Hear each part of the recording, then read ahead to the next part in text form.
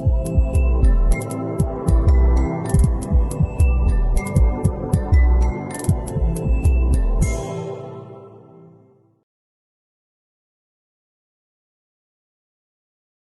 کی بیماری میں بھی مبتلا جو شخص ہے وہ نہیں مانتا کہ وہ اس کو کوئی پرابلم ہے یا نشے کی وجہ سے اس کو کسی مسائل کا جو ہے وہ سامنا ہے. پیتھولوجی کا لفظ ہم استعمال کرتے ہیں میڈیکل النیسز میں یہ دیکھنے کے لیے جب کسی کو بیماری ہوتی ہے تو اگر ہارٹ بیماری کے پرابلمز ہیں یا لیور کے پرابلمز ہیں ہم دیکھتے ہیں کہ کیا کیا ابنارمیلٹی اس کے اندر جو ہے وہ آ چکی ہے. جب ہم ایڈکشن کی بات جو ہے وہ کرتے ہیں اور نہ ماننے کی بات جو ہے وہ کرتے ہیں تو ہم ایک لفظ استعمال کرتے ہیں اس کو کہتے ہیں سائیکوپیتھولوجی. تو جو سائیکوپیتھولوجی ہے جب سبسٹنس یوز ڈس آرڈر کی بات جو ہے وہ کرتے ہیں تو جو ڈینائل ہے نہ ماننا یہ اس کی سائیکوپیتھولوجی ہے. شروع میں تو